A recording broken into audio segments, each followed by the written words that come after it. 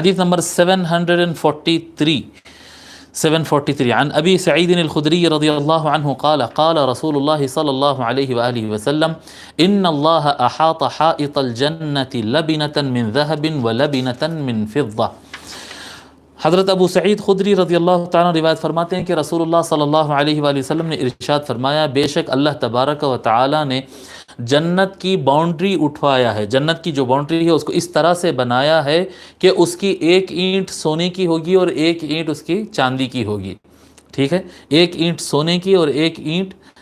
Silver کی، چاندی کی ہوگی۔ ثم شقق فیہا الانہار وغرس الاشجار، پھر اس جنت کے اندر جو سونے چاندی کی دیوار سے بنی ہوئی باؤنڈری ہوگی، اس کے بیچ میں جو جنت ہے اس میں اللہ تبارک و تعالی نے نہریں پھوڑ دی ہے، نہریں بہتی ہے وہاں پر، اور اس میں بہت سارے درخت لگا دیے ہیں۔ فلما نظرت الملائکۃ الی حسنها، جب یہ جنت تیار ہو گئی اور فرشتوں نے یہ جنت کے